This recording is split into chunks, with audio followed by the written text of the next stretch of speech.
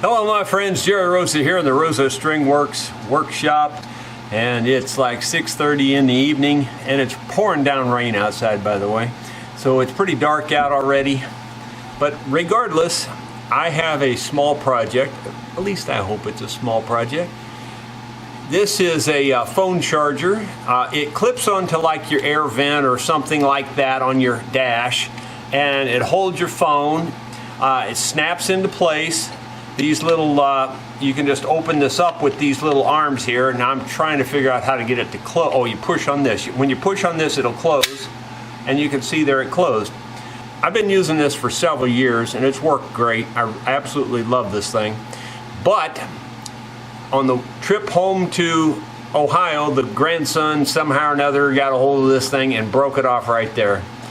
And I've glued it back with CA glue, but the truth is I don't trust the CA glue to be strong enough to hold this with all the spring pressure and everything. I mean, it'll hold it maybe for a while, but it's going to break again. I mean, if it broke the first time, it'll sure break the second time with the CA glue. So what I'm going to try to do is do a plastic weld on this.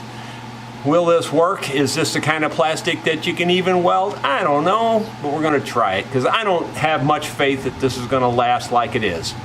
So here we go.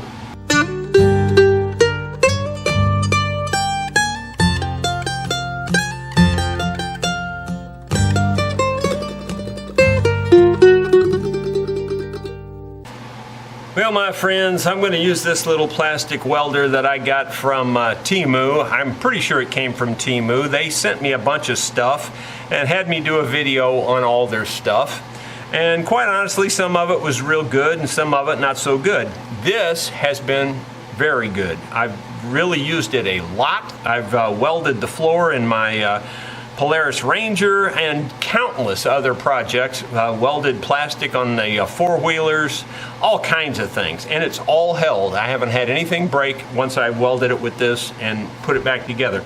Now this is a little bit tricky, man. If it holds this, it's a for sure black and white deal.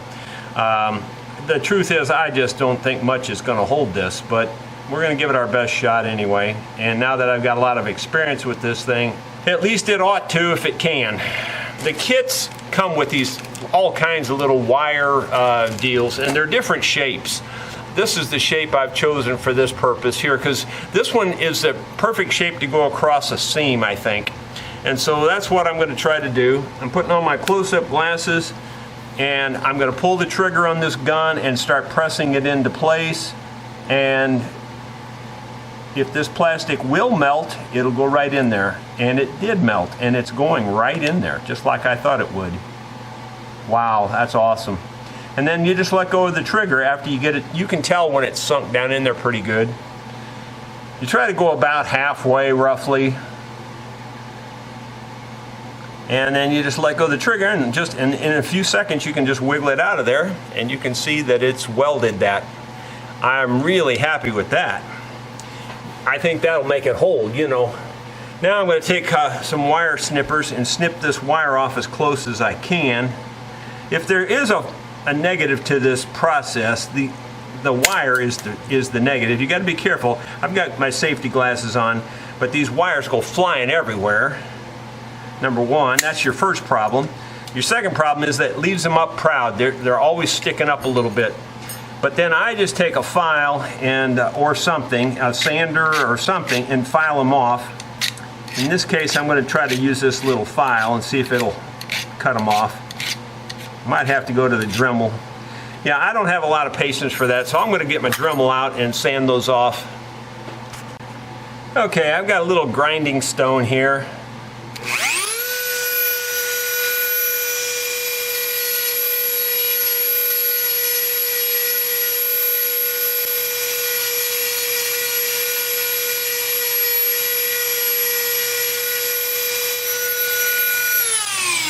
That makes short work of it. You can grind it off below the surface. Now we could leave it like that, and that's probably strong enough. But because I can, I'm going to melt some more plastic in there and fill this in. And so we're going to do that, but I'm going to use a different tool. I'm not going to use this. Well, my friends, I'm going to use my little Welding soldering gun. Now, a lot of people misunderstand these guns and they hate them because they don't know how to use them. And that's just the bottom truth. I've had this since I was a teenager, and I'm not exaggerating. I'm 70 years old. I've had it since I was a teenager, the same gun. And I even found another one at a garage sale and bought it and put it in another part of the shop, and they both work perfect. There's about three things you got to know about these. First of all, you got to keep a good tip on it, and the tip needs to be clean. So that's number one. You have to have a good tip, and it needs to be clean. The way you can clean it is heat it up and then just take a cloth and just wipe it off and keep it clean. You need to have a little solder on there. So that's step number one. Step number two is these two bolts have to be super tight. If they're not super tight, it does not transfer energy perfectly and it will not solder very well. Actually, now that I think about it, that's all you have to do.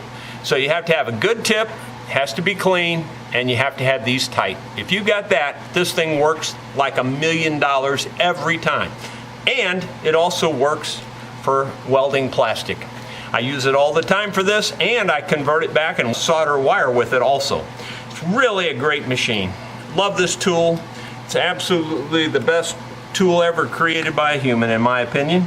I never use those soldering irons. The soldering irons suck canal water compared to this, in my opinion. So let me show you here. We're gonna make this work. By the way, I have several soldering irons and stations where they, all of that. I have the good stuff, and they don't compare to this.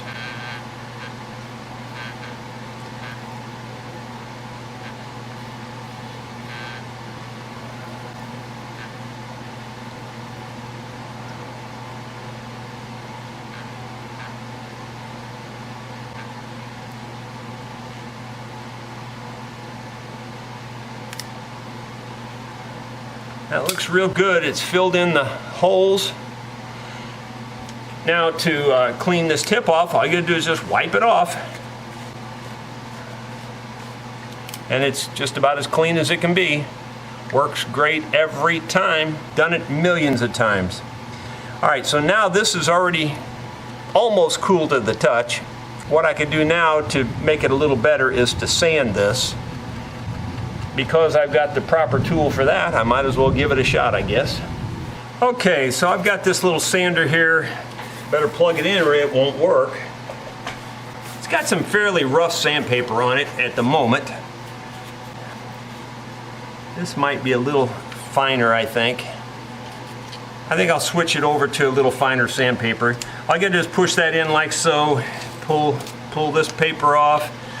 And there's an arrow, should be an arrow on this to show you which way it goes. And if there's no arrow, you should be able to figure it out. On this one, it's hard to tell which way it would go, but after you put that in there, you push this button on the inside here, and it pops back out like that.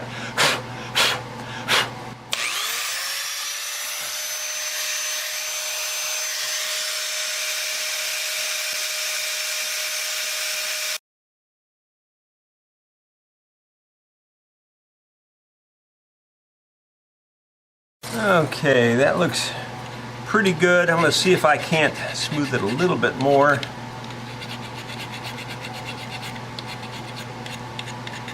It doesn't have to be perfect anyway, but just make it a little nicer.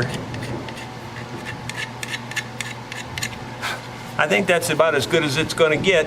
All right, on camera, we're going to see if it works. All right, my friends, I have not tried this, I promise you. This is the first time I've tried it. I'm going to slam this on here just like I would if I was in the car, and let's see if it holds or if it breaks. This is the side that's going to break right here, if it's going to break. You can see it. So I'm just going to push it on there and see if it closes up around it. I don't know. You never know.